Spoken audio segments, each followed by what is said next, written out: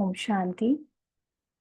आज 26 मार्च 2025 बाबा के आज के महावाक्य सुनेंगे। बाबा ने कहा, मीठे बच्चे, हाँ जी बाबा,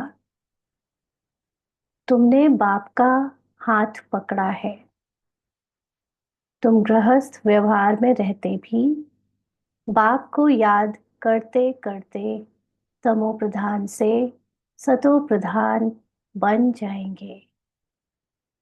तो जिनको ड्रामा में पार्ट गृहस्थी जीवन का मिला है, उनको भी भगवान आया है अपने कलयुगी जो भी सफरिंग है, कलयुगी जो भी उनके अंदर संस्कार और संकल्प है, उनसे निकाल कर सतयुगी संकल्प और संस्कारी जीवन देने।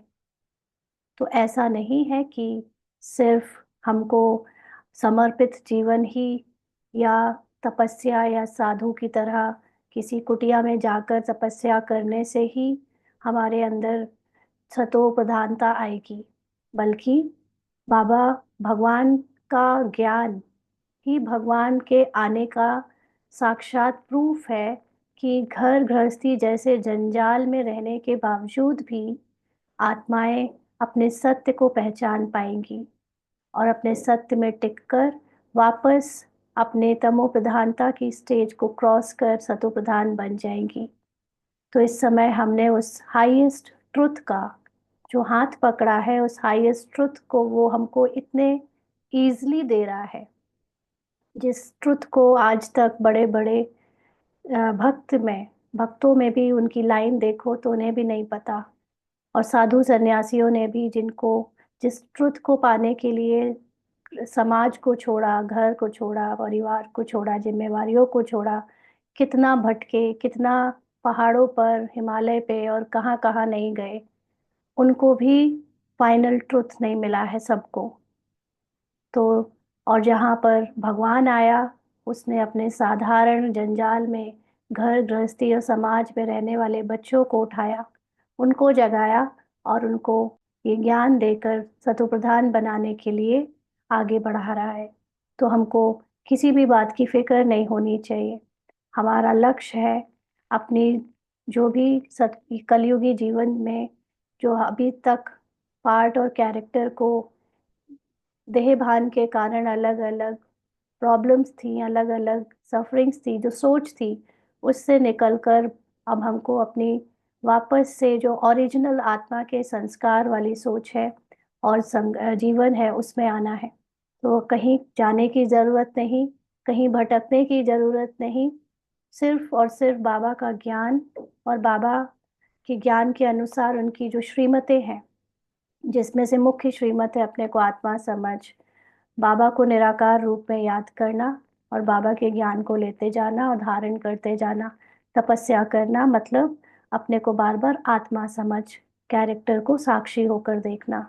ये करने से हम सब सतो प्रधान बन जाएंगे। प्रश्न है, तुम बच्चों के अंदर में कौन सा उल्लास रहना चाहिए? तक नशीन बनने की विधि क्या है? तुम बच्चों के अंदर में कौन सा उल्लास रहना चाहिए? तक नशीन बनने की विधि क्या है? तो पहले तो ये हो कि तक नशीन क्या होता है। तक नशीन हद की बुद्धि जो होती है वो समझेगी कि सबसे ऊंचा मतलब लक्ष्मी नारायण का पद, वो ठीक है, लेकिन वो फिजिकल रूप का पद है। हम यहाँ पे पुरुषार्थ नॉन फिजिकल यानी अव्यक्त स्थिति का कर रहे हैं, अपने निराकारी स्थिति का लक्ष्य बनाकर बाप समान होने का कर रहे हैं। तो उसमें तक नशीन होने का मतलब है बाप समान। तो बाबा के समान जो संपूर्णता है, संपन्नता है, उसको धारण करने की विधि क्या है और उल्लास कौन सा होना चाहिए हम बच्चों के अंदर? तो बाबा ने उत्तर दिया, सदा उल्लास रहे कि ज्ञान सागर बाप हमें रोज ज्ञान रत्नों की थालियां भर भर कर देते हैं। जितना योग में रहेंगे उतना बुद्धि कंचन होती जाएगी। यह अविनाशी ज्ञान रत्न ही साथ में जाते हैं। तकनशीन बनना है तो माता पिता को पूरा पूरा फॉलो करो, उनकी श्रीमत अनुसार चलो, औरों को भी आप समान बनाओ। तो बच्चों के अंदर ये उल्लास रहना चाहिए। बच्चे मतलब जो पुरुषार्थ करने वाले बीके बने हैं, ब्राह्मण बने हैं, जिनको ये पता है कि हम शरीर नहीं, हम आत्मा है, उनको अभी ये उल्लास रहना चाहिए कि जो ज्ञान बाबा हमें रोज भर भर कर मुरलियों में दे रहा है, एक एक ज्ञान रत्न की सूक्ष्मता में अगर आप जाएं तो पदम गुणा वैल्यू है। मोटे मोटे रूप में तो परिवर्तन नहीं होता, लेकिन जब आप उस ज्ञान की, शब्दों की, या बाबा के बताए हुए बात वाक्यों की गहराई में जाते हैं, सूक्ष्मता में जाते हैं, तो वो आपकी बुद्धि को कंचन बनाते चले जाते हैं। क्योंकि ये ज्ञान को याद करना, अपनी निराकारी स्थिति में स्थित रहकर बाबा के साथ अपने को कंबाइंड समझकर साक्षी होकर पार्ट को, कैरेक्टर को देखना, ये सब योग में काउंट होता है। तो जितना ज़्यादा हम ज्ञान के याद में रहेंगे, जितना हम अपनी निराकारी अवस्था को अनुभव करेंगे, बाबा की हाईएस्ट कॉन्शियसनेस को अपने मन मनाभाव से मैच करेंगे, उतनी अपने आप ये बुद्धि क्या होती जाएगी, कंचन, क्लीन होती जाएगी, साफ और सतोप्रधान होती जाएगी। इसलिए अविनाशी ज्ञान रत्नों की बहुत इम्पोर्टेंस है। और अगर हमको बाप समान निराकारी यानी गॉड लाइक बनना है, भगवान के समान बनना है, तो पूरा पूरा फॉलो करो। माना जिस तरह ब्रह्मा बाबा ने शिव बाबा को फॉलो, मतलब ब्रह्मा बाबा के द्वारा शिव बाबा ने साकार में पार्ट बजाकर दिखाया, ऐसे ही मुझे भी नॉट स्थूल बट सूक्ष्म, सिर्फ स्थूल नहीं कि स्थूल में बाबा ये करता था, बाबा वो करता था, स्थूल कॉपी करेंगे तो दिल तख्त नशीन हो जाएंगे, दिल तख्त की जगह दिल शिकस्त हो जाएंगे, है ना। इसीलिए स्थूल वाला कैरेक्टर हमारा खुद का चूज किया हुआ नहीं है। स्थूल कैरेक्टर हम डिसाइड नहीं करते, और स्थूल कैरेक्टर जो है वो ड्रामा अनुसार चलता है। लेकिन सूक्ष्म में जो समझ है, सूक्ष्म में जो बाबा ने किया, अपने को बार बार साक्षी होकर न्यारा करते गए, ड्रामा से डिटैच होते गए, वो सब करने से हम पूरा पूरा जब बाबा को फॉलो करते हैं तो हम भी ब्रह्मा बाबा के समान अव्यक्त स्थिति को प्राप्त कर लेते हैं, फरिश्ता स्थिति को प्राप्त कर लेते हैं। तो उनकी श्रीमत पर चलना है, औरों को भी आप समान बनाना है। माना जो हमें समझ में आता जाए, जितना हमें धारण होता जाए, औरों को भी समझाते जाना है, उनको भी अपने जैसे धारण करवाते जाना है। ओम शांति। रूहानी बच्चे इस समय कहाँ बैठे हैं? कहेंगे रूहानी बाप की यूनिवर्सिटी अथवा पाठशाला में बैठे हैं। बुद्धि में है कि हम रूहानी बाप के आगे बैठे हैं। वह बाप हमको सृष्टि के आदि मध्य अंत का राज समझाते हैं, अथवा भारत का राइज और फॉल कैसे होता है यह भी बताते हैं। तो भारत का राइज, भारत का फॉल, ये जो 5000 साल की मूवी है, ये भारत पर बनी है। भारत इसमें हीरो। भारत के पतन से, भारत का पतन तो फिजिकल पतन कहलाया जाएगा, क्योंकि भारत को हम एक फिजिकल देश और एक खंड के रूप में देखते हैं। लेकिन असल में भारत का मतलब लैंड ऑफ इनलाइटेंड सोल्स, जहाँ पर अपने को जानने वाली आत्माएं रहती थी, जहाँ पर जागृत सेल्फ अवेकन्ड सोल्स ने कैरेक्टर बजाया, जो अपने ट्रुथ को जानती हैं, उसको भारत कहेंगे। तो कैसे भारत अपने उन लोगों से जो कि अपने ट्रुथ को जानती हैं, उनको उनके राज्य से पहले राइज हुआ, और फिर वो उन्हीं के भूल जाने से, उनके अपने ट्रुथ को भूल जाने से कैसे भारत का फॉल हुआ, ये सब बाबा समझाते हैं। ड्रामा जो भारत के ऊपर बना है, उसकी पूरी कहानी बाबा समझाते हैं, आदि मध्य अंत समझाते हैं। तो भारत जो पावन था वह पतित है, यानी भारत में रहने वाले पहले सोल कॉन्शियस थे, अब बॉडी कॉन्शियस हैं। भारत सिरताज था, फिर किसने जीत पाई है? सबसे पहले जो एक ही देश था और सबसे हाईएस्ट उसकी वैल्यू थी, क्योंकि वैसे तो कोई और था नहीं, तो हायर और हाईएस्ट की बात ही नहीं है। लेकिन अगर आज के सारे देशों से कंपेयर करें उस वक्त के भारत को, तो भारत जैसा देश ना तो कभी आया है, ना हुआ है, ना हो पाएगा। संपन्नता से भी, सोल पावर से भी, तो हर चीज में भारत पहले सबसे अव्वल था। तो बाबा कहते, उसको नीचे किसने गिराया? भारत पर किसने जीत पाई? रावण ने। ऐसे नहीं कि ब्रिटिशर्स ने जीत पाई या मुगलों ने जीत पाई, नहीं, रावण ने। रावण का मतलब देह अभिमान ने। जब भारत में रहने वाले लोग अपने को भूल गए, अपने सत्य को भूल गए, अपनी आत्माभिमानी स्थिति से नीचे उतर गए, तो देह अभिमान आने के कारण उन्होंने भारत का जो खंड खंड हुआ है, भारत का जो बंटवारा हुआ है, वो एक्चुअली कोई धरती का बंटवारे की बात नहीं, लेकिन वो पहले तो अपने अंदर जब आत्मा का ज्ञान भूल जाने से शरीर का जो अभिमान बनता है, ईगो बनता है, उससे अनेक पहचानें बनती हैं। और फिर वो शरीर का अभिमान से काम, क्रोध, लोभ, मोह, अहंकार और अनेक विकारों की प्रवेशता जो होती है, उससे भारत में रहने वाले लोगों को जो ट्रुथ से दूर लालच आया, उसने ही भारत को ये गिरावट की तरफ ले गया कि उसमें अनेक लोगों ने आकर फिर राज्य किया, और भारत के टुकड़े टुकड़े फिजिकल रूप में भी हो गए। राजाई गवा दी तो फॉल हुआ ना, तो सतयुगी राजाई गवाई।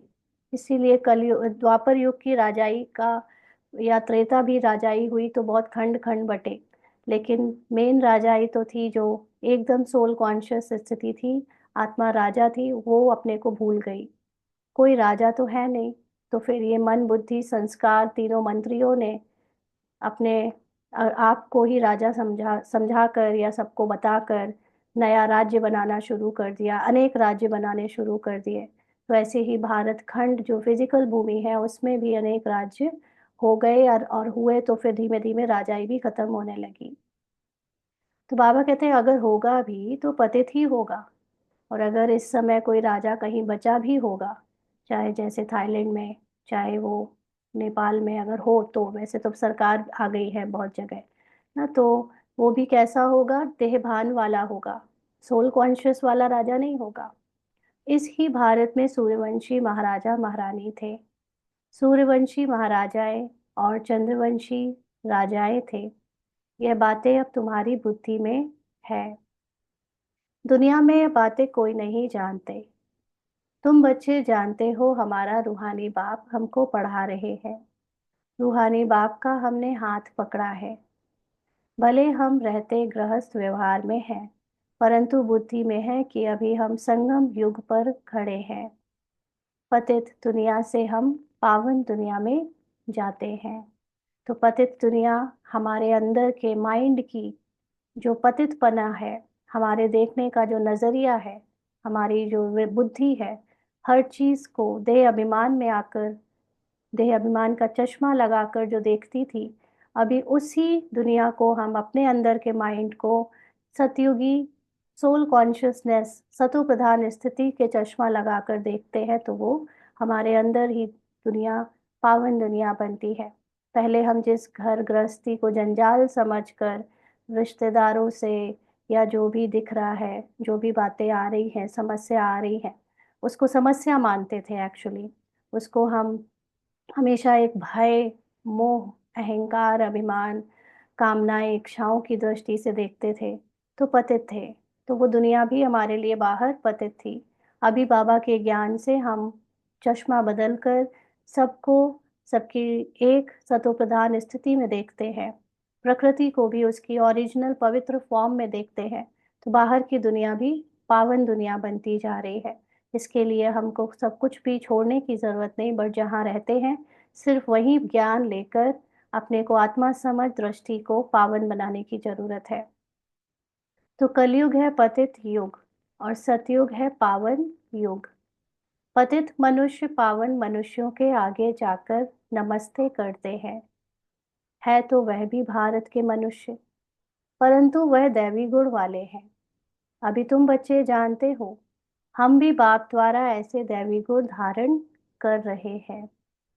सतयुग में यह पुरुषार्थ नहीं करेंगे, तो द्वापर युग में जो राजा थे वो सतयुगी राजाओं की, जिनको देवी देवता कहा जाता है, उनकी पूजा करते थे, क्योंकि पूजा हमेशा गुणों की होती है। और जो सोल कॉन्शियस स्थिति में देवी देवताओं के अंदर गुण थे, दैवी गुण, वो आज तक कोई भी अपने अंदर देख नहीं पा सकता। इसलिए अपने से ऊंचा समझकर उनकी पूजा की जाती है।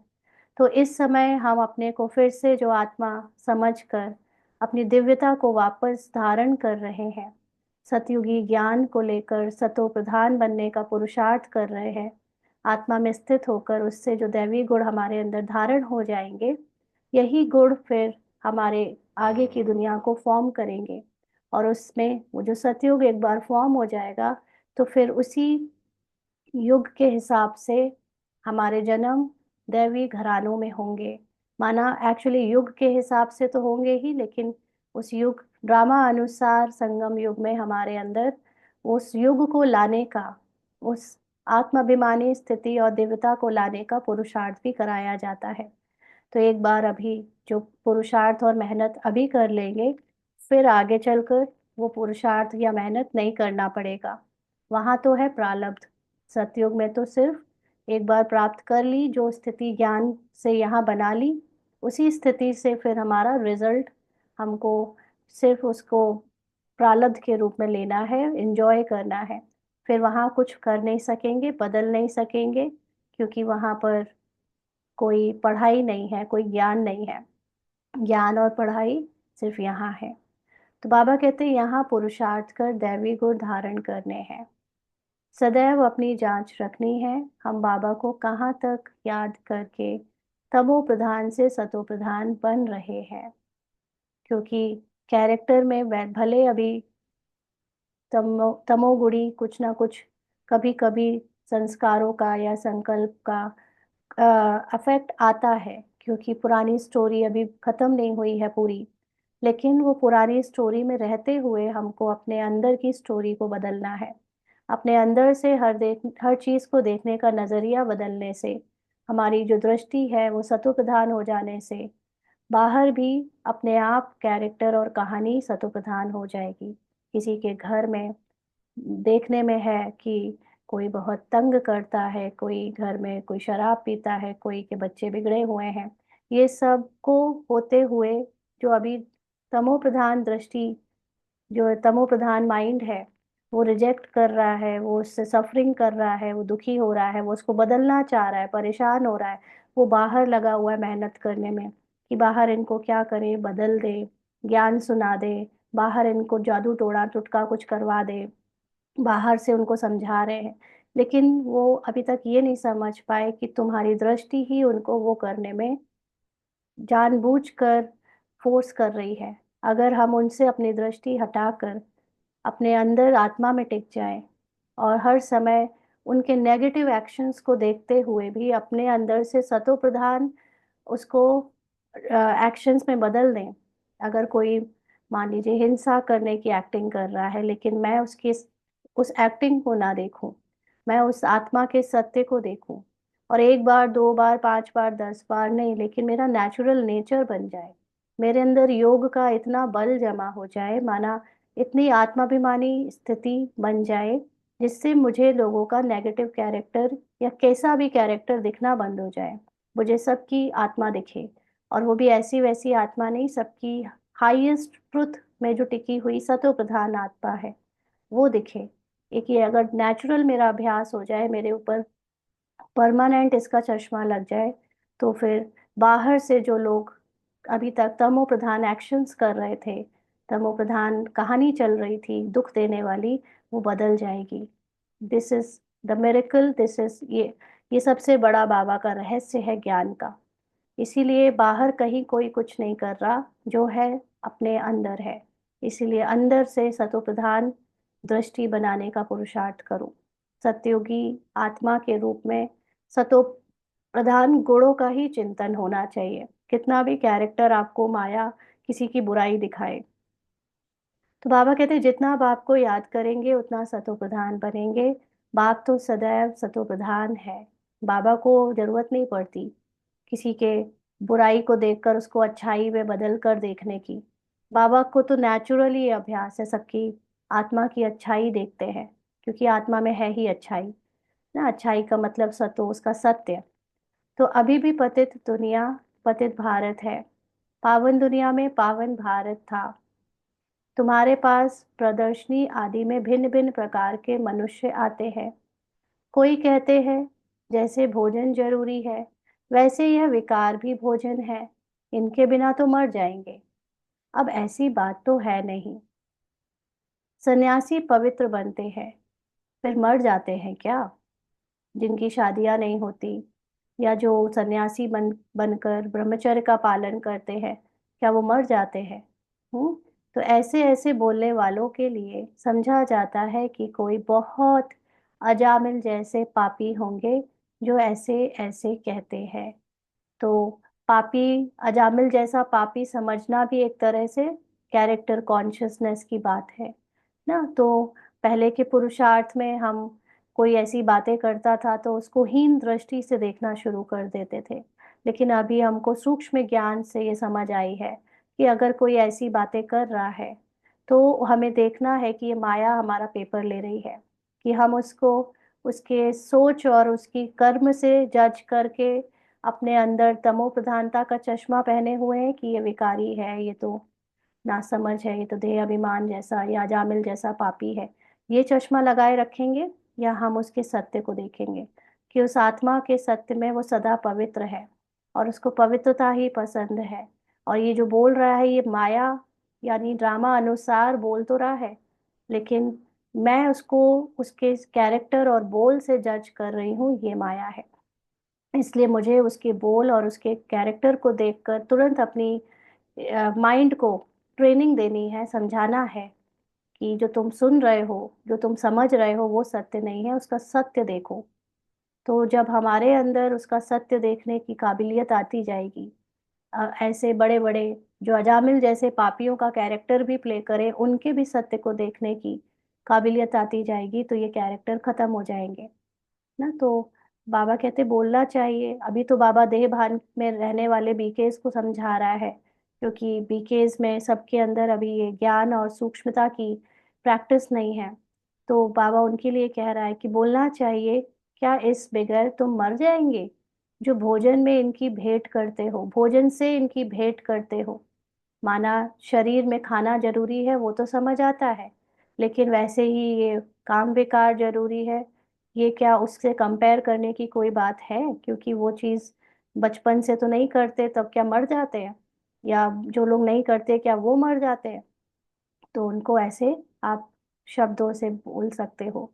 स्वर्ग में आने वाले जो होंगे वह होंगे सतोप्रधान, माना जिनकी बुद्धि में ये विकार छोड़ने की स्वीकारता होगी, जो मानते होंगे कि हाँ ये छोड़ना सही है, वो अपने आप ही स्वर्ग में आने वाले कैटेगरी में दिखेंगे। और उनके सोच भी सतोप्रधान अभी तो उस वक्त नहीं होगी, लेकिन फिलहाल अभी बाबा बता रहा है कि जो लोग बिल्कुल अपनी सोच को सतोप्रधान बना लेते हैं वही स्वर्ग में आते हैं। जैसे कल कोई कह रहे थे कि कलयुग में, अभी सतयुग में जाएंगे कितना अच्छा अच्छा होगा, लेकिन अगर कोई पुरुषार्थ नहीं कर रहा होगा तो वो सतयुग में नहीं जाएगा। और जाएगा भी तो वहां पर उसको वो सुख नहीं मिलेंगे जो पुरुषार्थ करने वालों को मिलेंगे, क्योंकि प्रजा बनेंगे। जिसने थोड़ा भी ज्ञान सुना, बाबा कहता है ना, वो आ जाएगा वहां पे। लेकिन उसको वो जो ऊंचे पद की, ऊंची स्थिति के जो सुख हैं वो नहीं मिल पाएंगे। तो सुखी तो आज की भेंट में करें, कलयुग की भेंट में देखें, तो आज अगर हम लोग थोड़ा सा भी सुख पा लेते हैं तो उसमें भी सुखी हो जाते हैं। तो वहां उसकी भेंट में तो बहुत सुख होगा। बाबा कहते हैं फिर पीछे सतो रजो तमो में आते हैं ना। तो जो पीछे आते हैं उन आत्माओं ने निर्विकारी दुनिया तो देखी ही नहीं है। यानी जो लोग जैसे जनरेशन्स आगे आती जाती हैं, तो आजकल के जो जनरेशन के बच्चे कैरेक्टर में हैं, उन आत्माओं ने तो सारी जर्नी देखी है। पुरानी भी विकारी दुनिया भी देखी, निर्विकारी दुनिया भी देखी। लेकिन जो अब कैरेक्टर के में हम जिनको कहते हैं कि वो छोटे छोटे बच्चे हैं या जनरेशन है, उन्होंने तो जैसे पुराने वो समय नहीं देखा जब बिजली नहीं होती थी, या बिजली आती बहुत कम थी, या हम लोग छत पे सोते थे, या जो भी हमारा पार्ट था वो उन्होंने नहीं देखा। ऐसे ही जो आत्माएं द्वापर कलयुग में आती हैं, उन्होंने सतयुग त्रेता का निर्विकारी होने का पार्ट नहीं देखा है, निर्विकारी दुनिया देखी ही नहीं है। तो वह आत्माएं ऐसे ऐसे कहेंगी कि इनके बगैर हम रह नहीं सकते। तो उनके आत्माओं ने जन्म लेते ही, फर्स्ट जन्म में ही विकारी संस्कार, विकारी कैरेक्टर को प्ले करना शुरू कर दिया। तो उन्होंने कभी निर्विकारी कैरेक्टर बजाया ही नहीं। जिसने कभी निर्विकारी कैरेक्टर नहीं बजाया, वो क्या जाने निर्विकारी होना पॉसिबल है या नहीं। तो बाबा कहते सूर्यवंशी जो होंगे, उनको तो फौरन बुद्धि में आएगा। यह तो सत्य बात है। बरोबर स्वर्ग में विकार का नामो निशान नहीं था। भिन्न भिन्न प्रकार के मनुष्य भिन्न भिन्न प्रकार की बातें करते हैं। तुम समझते हो कौन कौन फूल बनने वाले हैं, कोई तो कांटे ही रह जाते हैं। माना कौन कौन आत्माभिमानी बनने वाले हैं, और कोई कोई तो बाबा का बनने के बाद, इतनी नॉलेज लेने के बाद भी देह अभिमान में ही रह जाते हैं। स्वर्ग का नाम है फूलों का बगीचा, ये है कांटों का जंगल। कांटे भी अनेक प्रकार के होते हैं ना। अभी तुम जानते हो हम फूल बन रहे हैं, हम अभी आत्माभिमानी बन रहे हैं। देह भान में भी अलग अलग तरह का देह भान होता है। तो बाबा कहते बरोबर ये लक्ष्मी नारायण सदा गुलाब के फूल हैं। तो लक्ष्मी नारायण सदा क्या है, सोल कॉन्शियस आत्माभिमानी है। और वो भी गुलाब के फूल क्यों बोला है, क्योंकि गुलाब सारे फूलों का राजा, यानी उसकी सुगंध, उसकी खुशबू चारों तरफ फैलती है। तो जो आत्माभिमानी होता है, उसकी खुशबू चारों तरफ फैलती है। उसको फिजिकली कोई भी देह की गंध, देह का भान, देह का अभिमान नहीं होता। तो उसकी सोल कॉन्शियस स्थिति से ही सबको कशिश होती है। इसको कहेंगे गुलाब की तरह फूल होना, खुशबू फैलाना, रूहानियत की खुशबू फैलाना। तो इनको कहेंगे किंग ऑफ फ्लावर्स। दैवी फ्लावर्स का राज्य है ना। जरूर उन्होंने भी पुरुषार्थ किया होगा। उन्होंने भी का मतलब उस आत्मा के मतलब उनके कैरेक्टर में कभी ना कभी पुरुषार्थ हुआ होगा। तो कभी ना कभी का मतलब है उनके लास्ट कैरेक्टर में पुरुषार्थ हुआ होगा, तब उनको ये वाला कैरेक्टर इतने ऊंचे पद का मिला। पढ़ाई से बने हैं ना। तो पुरुषार्थ में सबसे इम्पोर्टेंट है पढ़ाई। तो बाबा के वैसे योग भी है, लेकिन योग पढ़ाई के बिना यथार्थ लगाया नहीं जा सकता। योग तो कई लोग कहते हैं हम करते हैं हम करते हैं, बट पढ़ाई नहीं, जब तक क्लियर पता है, समझ आई है, तब तक आपका योग भी रिजल्ट यथार्थ नहीं दे सकता। तुम जानते हो अभी हम ईश्वरीय फैमिली के बने हैं। पहले तो ईश्वर को जानते ही नहीं थे। बाप ने आकर यह फैमिली बनाई है। बाप पहले स्त्री को अडॉप्ट करते हैं, फिर उन द्वारा बच्चों को रचते हैं। तो ये जो हमारी फैमिली है, ब्राह्मण फैमिली, दिस इज नॉट कि फिजिकल फैमिली है ना। फिजिकल फैमिली भी हमने अभी तक समझा है कि हाँ चलो ये फिजिकल फैमिली में बाबा है, ब्रह्मा बाबा है, मम्मा है, और हम सब भाई बहन बन गए सब यहाँ पर। लेकिन यथार्थ रूप में फैमिली का मतलब सूक्ष्म आत्मिक रूप में, कि अभी सूक्ष्म आत्मिक रूप में परमात्मा, यानी बाबा मेरा माता पिता, मैं उसका बच्चा ना। तो और हम सब जो जो बच्चे पुरुषार्थ कर रहे हैं अभी सूक्ष्म रूप में, ऐसा नहीं कि सिर्फ जो पुरुषार्थ कर रहे हैं, जो बीके बने, वही हमारी फैमिली है। अभी पता चला है कि वर्ल्ड का हर एक कैरेक्टर जो प्ले होते हुए दिख रहा है, वो सब मेरे ही परिवार का है। क्यों? क्योंकि उसको मेरे माइंड ने रचा है। तो मैं ही उसकी माता पिता हो गई ना। जैसे बाबा का ज्ञान जब मेरा ज्ञान बन जाता है, तो जो माँ बाबा माता पिता, वो माता पिता मैं भी बनती हूँ। क्यों? क्योंकि बाबा ने कहा है ना, तुम अपने को जगदम्बा समझो, जगत की माता समझो ना अपने आप को। तुम भी, अभी बाबा ने उस दिन बोला, कल या परसों, मास्टर ग्रेट ग्रेट ग्रैंडफादर समझो, क्योंकि तुमको भी अब ये नॉलेज मिल गई है। तो क्योंकि ये पूरा वर्ल्ड मेरी माइंड की क्रिएशन है, तो फिर ये वर्ल्ड किसकी फैमिली हुआ? मेरी फैमिली हुई ना। तो सूक्ष्म आत्मिक रूप में सिर्फ बीके नहीं, लेकिन हर एक कैरेक्टर, हर कोई मेरा मेरा मेरी फैमिली का सदस्य है। तो बाप पहले स्त्री को अडॉप्ट करते हैं। सूक्ष्म रूप में देखें तो स्त्री का मतलब जिनके द्वारा दूसरे बच्चे भी और बच्चे आते हैं। तो बाबा ने पहले ह्यूमन रोल में ब्रह्मा को अडॉप्ट किया, और उनके द्वारा हम बच्चों को रचा। तो बाबा ने भी इनको अडॉप्ट किया, फिर इनके द्वारा बच्चों को रचा है। यह सब ब्रह्मा कुमार कुमारियां है ना, यह नाता प्रवृत्ति मार्ग का हो जाता है।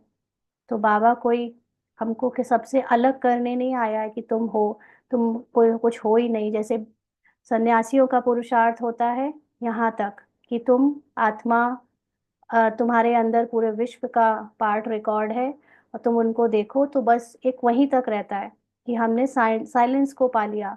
हम अपने को जब ये देखते हैं कि पूरा वर्ल्ड अगर मेरे अंदर है तो अब मैं बात किससे करूं, मैं, क्योंकि सब तो मेरे ही माइंड की क्रिएशन है। तो मतलब दूसरों के साथ जो भी संबंध बनाना, मतलब मैं अपने ही माइंड की संबंध को अपने माइंड द्वारा क्रिएट कर रही हूँ सबके साथ। तो वो वहां पर एक ऐसी स्थिति होती है जहां पर लगता है कि बस अगर मैं अकेली हूं तो फिर कोई और है ही नहीं, वर्ल्ड इज एंड। लेकिन बाबा हमको उससे आगे की जर्नी सिखाता है।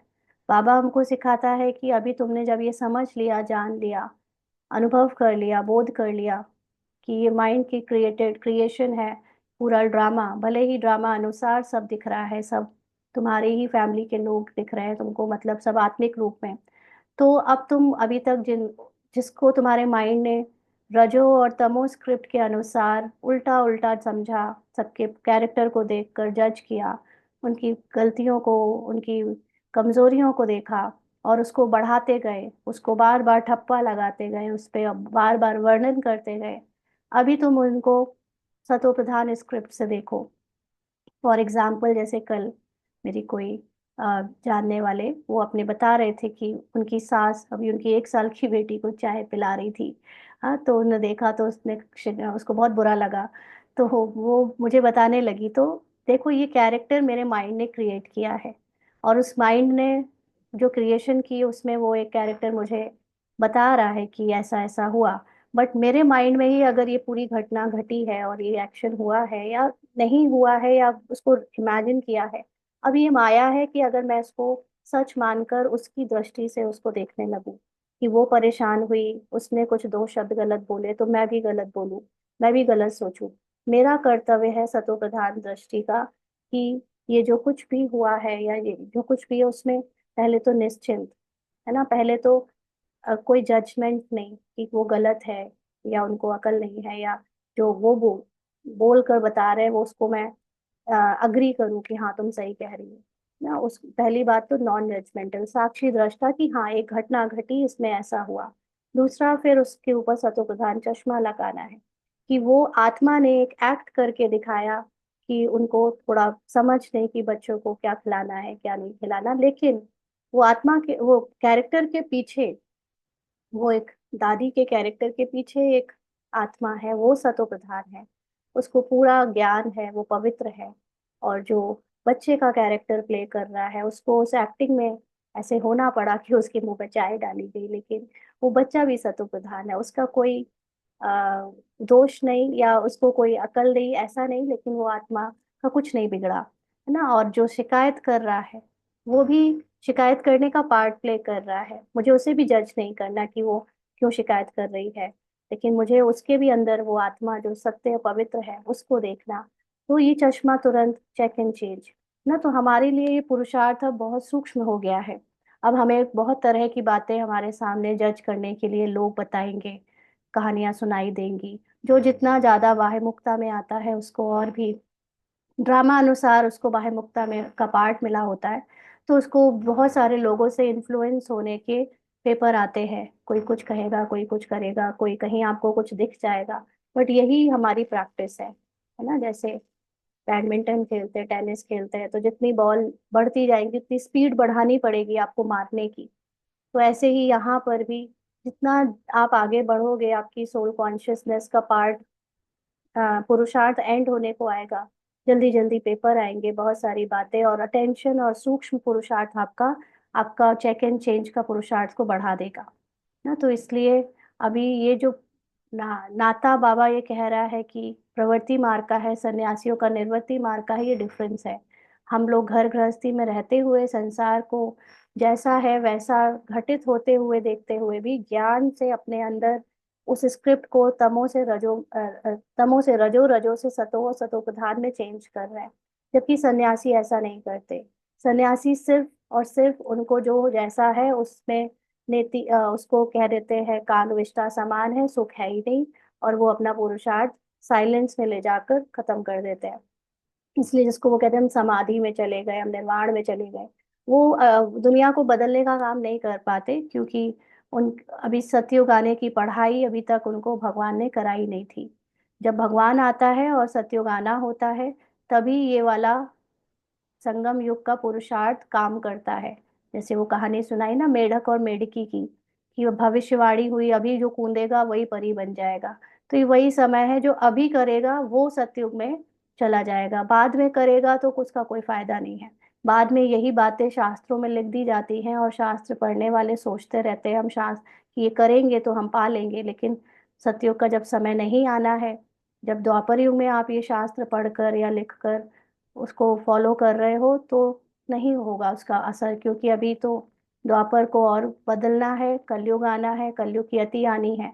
तो इसलिए वो वाली बातें उस समय काम नहीं करेंगी जो सिर्फ और सिर्फ अभी काम कर रही हैं ना। ये दृष्टि बदलने का ज्ञान बाबा अभी संगम युग में दे रहा है, और जो करेगा सो पाएगा।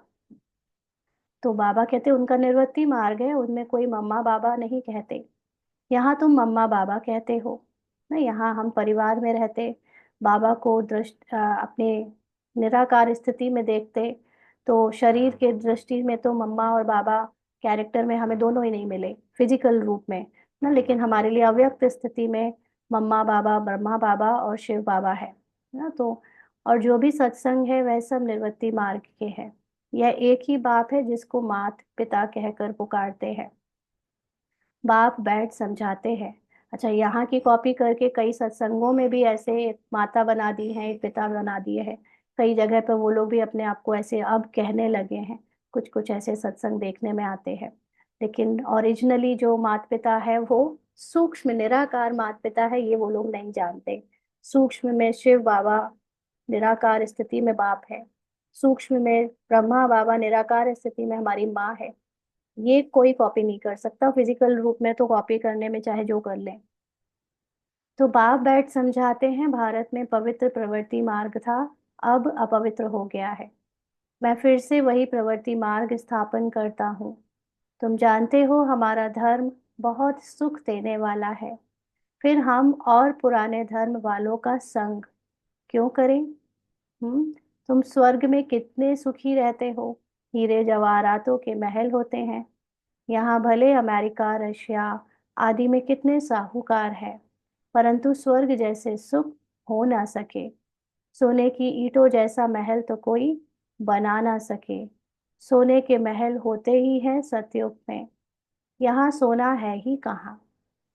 तो यहाँ पर जब बात हो रही है सोने की ईंटों की, सोने के महल की, तो ये सोने की ईंट, सोने के महल क्यों नहीं है? क्योंकि हमारी दृष्टि अभी पत्थर बुद्धि है। हमारा हमारा सोचने का नजरिया आयरन एजेड है ना। तो जब हमारा यही दृष्टि बदल जाएगी, हमारी सोच हमारे अंदर ज्ञान से सतो प्रधान हो जाएगी, तो वहाँ सब कुछ जो आज यहाँ पर फिजिकल मिट्टी का, सीमेंट का और प्लास्टिक और आयरन का दिखता है, वहां पर सब दृष्टि से ही सब सोने सोने का दिखेगा। खेल सारा दृष्टि का है। उसी चीज को आप किसी को खिला दो ये बोल के कि बहुत फ्रेश है, बहुत अच्छा है, और उसी चीज को फिर आप उसको बता दो कि ये तो 10 दिन पुराना था, तो आप बताकर किसी की भी दृष्टि बदल सकते हो। ऐसे ही बाबा की नॉलेज से हमारी जो दृष्टि बदल रही है, लोगों की कमजोरियों को हटाकर, कैरेक्टर के रोल को हटाकर उनके सत्य को देखने की, वो सत्य की दृष्टि हमें सब कुछ बाहर सोना सोना दिखाएगी। सोना मतलब सत्यता, सच्चाई ना। तो वैसे फिजिकल फॉर्म में भी सोना होगा, लेकिन उस सोने को वहां पर, जैसे आज हम सोना इतना वैल्यूएबल समझते हैं, वो लोगों के लिए सोने की वैसी वैल्यू नहीं है, क्योंकि वो आत्माभिमानी होने के कारण अव्यक्त स्थिति में एकदम डिटैच रहते हैं। उनको ये सब चीजों से फर्क नहीं पड़ता जो हमको पड़ता है, कि कोई सोना है, कोई क्या डायमंड है, हम इनको देखकर ऑ करते हैं। उनको ऐसा कुछ नहीं होगा।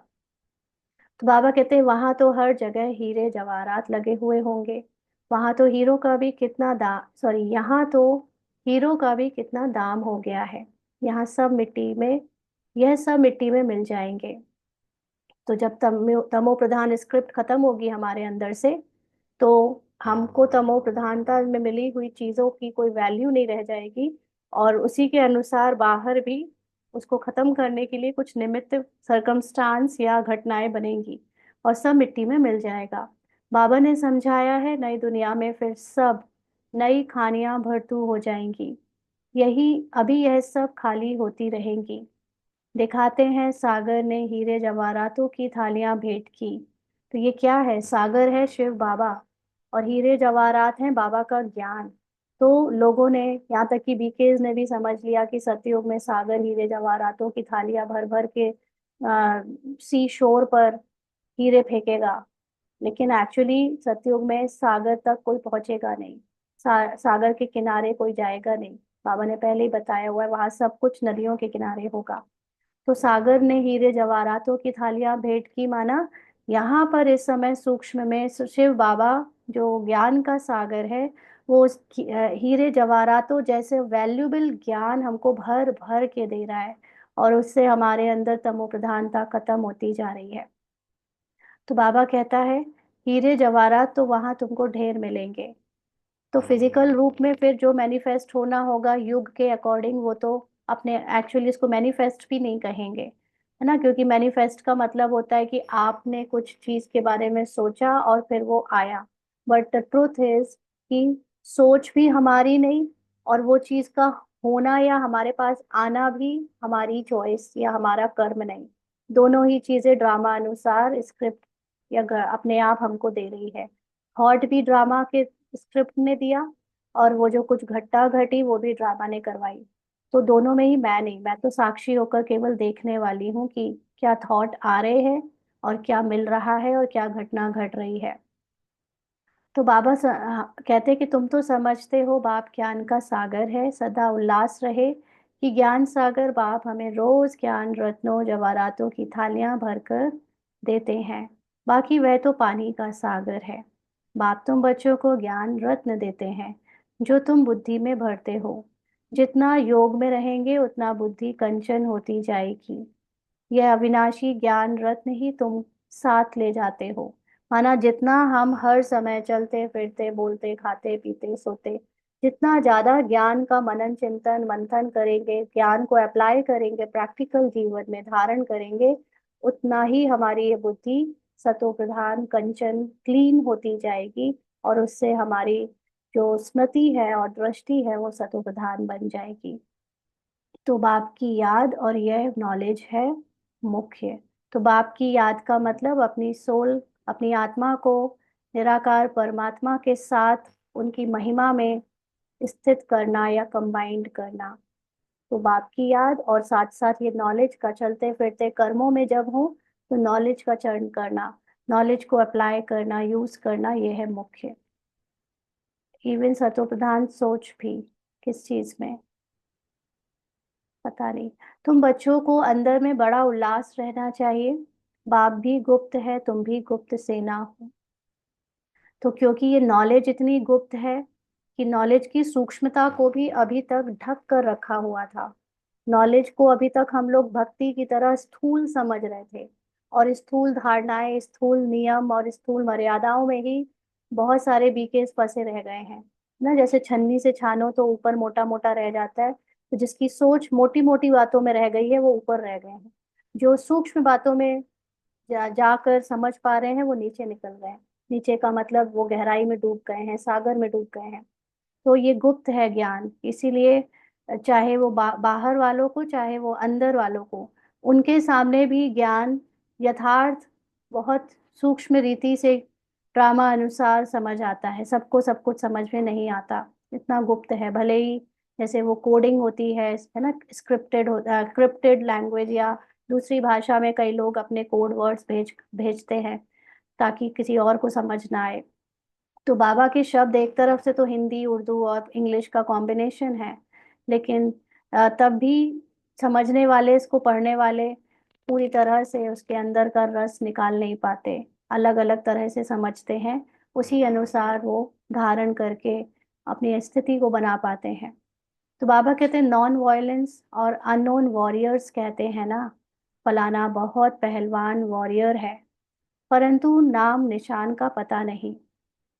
तो किसी किसी के लिए वैसे भी होता है, सरकार भी कोई कोई लोगों को गुप्तचर रखती है, जिनका कोई वो मेन सेना में नहीं होते, आर्मी में नहीं होते और कहीं दिखते नहीं है, लेकिन साधारण लोग के बीच में होते हैं, बट वो बहुत इम्पोर्टेंट पार्ट होते हैं गवर्नमेंट के, आर्मी और मिलिट्री और डिफेंस के, क्योंकि वो बहुत ऐसी बातें निकालते हैं जो आम लोगों के बीच में हो कहीं हो रही हैं, बट उसको मोटे रूप से शो नहीं किया जा रहा।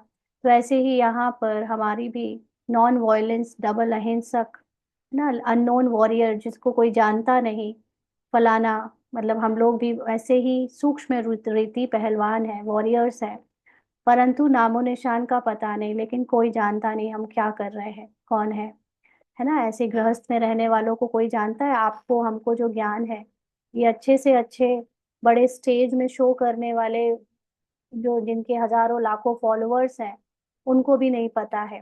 तो उनका नामो निशान है, लेकिन हमारा नामो निशान नहीं है।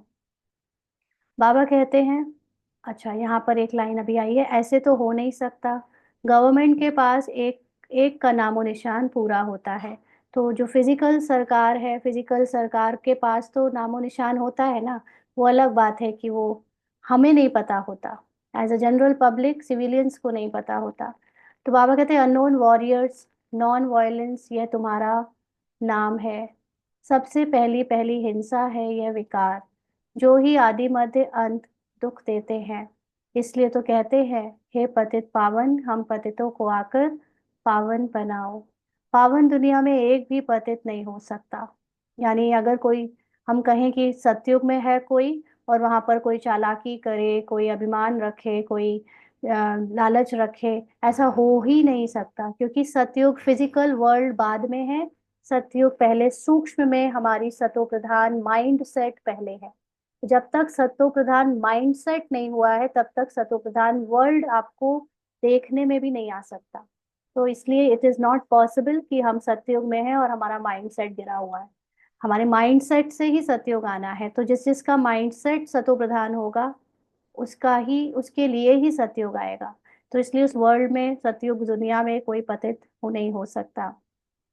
यह तुम बच्चे जानते हो, अभी ही हम भगवान के बच्चे बने हैं, यानी नॉलेज लेकर भगवान से अपनी निराकारी स्थिति को जान पाए हैं, उसको अनुभव मिला पाए हैं। बाप से वर्षा लेने, परंतु माया भी कम नहीं है। माया का एक ही थप्पड़ ऐसा लगता है जो एकदम गटर में गिरा देती है। जैसे बताया ना कि अगर किसी ने आपसे शेयर करी बात की, वो आपका बड़ा क्लोज है और वो अपने घर के कोई बुराई बता रहा है, तो ये माया, उसने जो बताया ये तो एक घटना बताई, लेकिन उसको मैंने जिस दृष्टि से लिया, जो मेरी पुराना संस्कार था, अच्छा ऐसे किया, ऐसे बोला, ये तो बहुत गलत बात है, ये क्या हुआ, माया ने एक थप्पड़ लगाया, उसको तुरंत तमोप्रधान दृष्टि से देखा, और हम क्या हो गए, हमारा ये माइंड क्या हो गया, गटर में गिर गया, गलत गलत सोचने लगा, उसको भी गलत गलत बोलने लगे, और अपने बारे में, मतलब बाद में भी उसके बारे में थॉट क्रिएट करने लगे, ऐसा कर, ऐसा करना चाहिए क्या। ये सारी चीजें क्या होता है, माया है। हम उसको तमो प्रधान चश्मे से देखते हैं तो गटर में गिर जाते हैं। तो विकार में जो गिरते हैं तो बुद्धि एकदम चट हो जाती है, और जो फिजिकल बड़े मोटे मोटे विकार में जा रहा है, फिर वो तो क्या ही उसका चश्मा उतरेगा। तो बाप कितना समझाते हैं, आपस में देहधारी से कभी प्रीत नहीं रखो, तुमको प्रीत रखनी है एक बाप से। तो बाबा ने ये छुट्टी जरूर दी है कि घर गृहस्थी में रहो, सारा कैरेक्टर जो है वो, जिसके साथ जो भी तुम्हारा है वो बजाओ, लेकिन ये छुट्टी नहीं दी है कि तुम उनसे प्रीत करने लगो। प्रीत का मतलब सेम कॉन्शियसनेस, जो जिस कॉन्शियसनेस में वो है, उसी कॉन्शियसनेस में आप हो जाओ। ये हम बाबा ने परमिशन नहीं दी है। बाबा ने हमको सिर्फ एक बात बोली है, अपनी प्रीत रखो बाबा से, यानी अपनी कॉन्शियसनेस बाप समान रखो। बाबा जितना ऊंचा सतो प्रधान हाईएस्ट कॉन्शियसनेस है, अपनी कॉन्शियसनेस को बाबा से मैच करके चलो, और बाकी देहधारी दूसरे जो भी हैं उनकी कॉन्शियसनेस से अपने को ऊपर रखो, अलग रखो, उनसे मैच नहीं करो, उनसे प्रीत नहीं करो ना। तो कोई भी देहधारी से प्यार नहीं रखना है, मोहब्बत नहीं रखनी है। तो एक तरफ से बाबा कहता है सबसे प्यार से चलो, दूसरी तरफ से कह रहा है मोहब्बत नहीं रखो। इसका मतलब ये कि उनकी कॉन्शियसनेस को मैच नहीं करो, कि वो गिरी सोच है या उनका तमो प्रधान पार्ट में सोचना है, बोलना है, चलना है, करना है, हम उसको मैच करने लगे, हम उनको उनकी जैसी सोच रखने लगे। इसको कहते हैं उनसे मोहब्बत करना।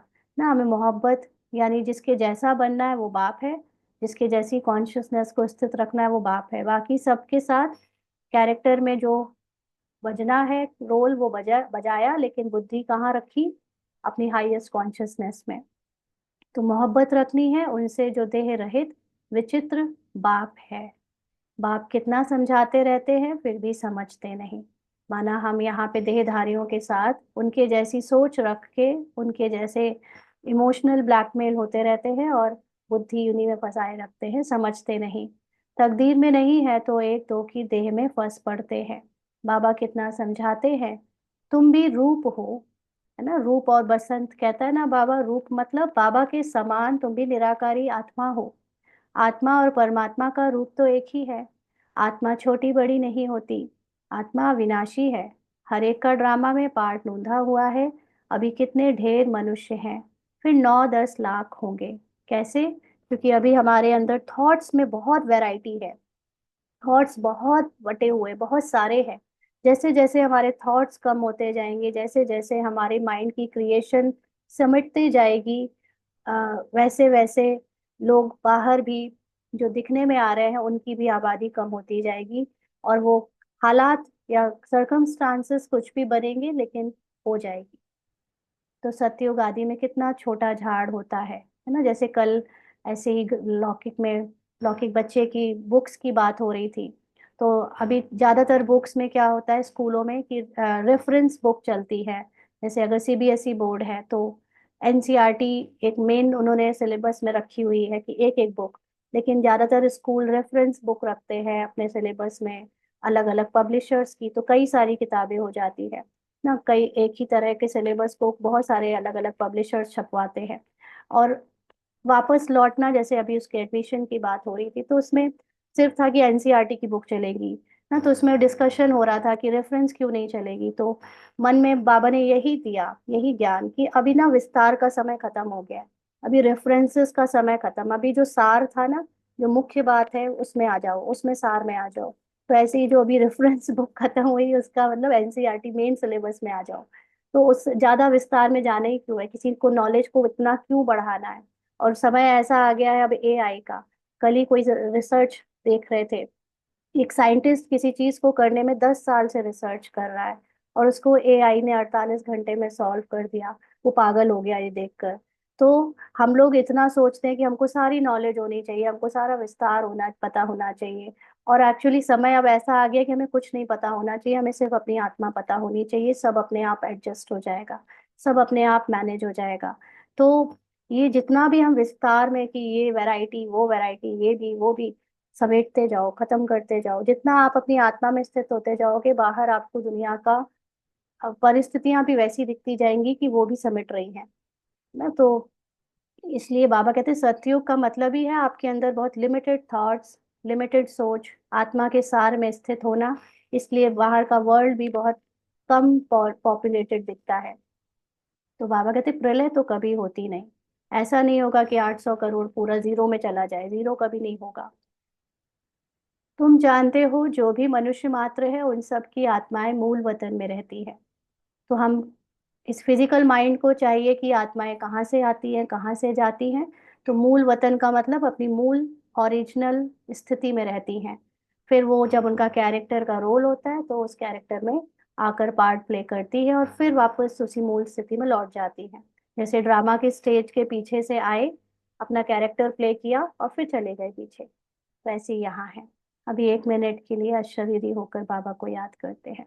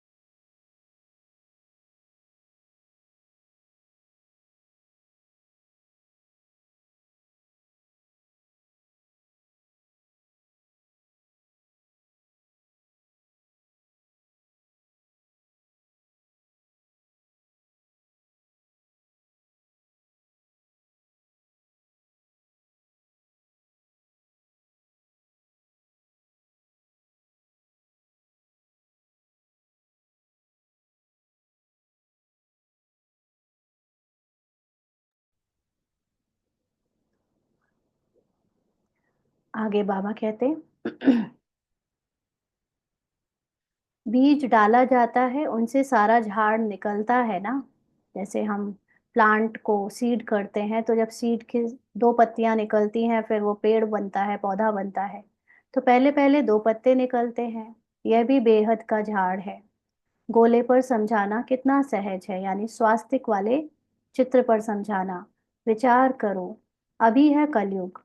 सतयुग में एक ही धर्म था, तो कितने थोड़े मनुष्य होंगे। अभी कितने मनुष्य और कितने धर्म है। इतने सब जो पहले नहीं थे, वह फिर कहाँ जाएंगे।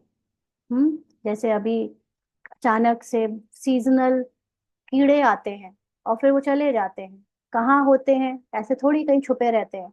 वो बस वो जब सीन उनका आता है तो वो सामने आ जाते हैं, क्योंकि कलयुग स्क्रिप्ट में जब जिस सीजन का जो कीड़ा आना है वो आ जाता है, जो एनिमल्स आने हैं वो आ जाते हैं, और फिर वो लुप्त हो जाते हैं।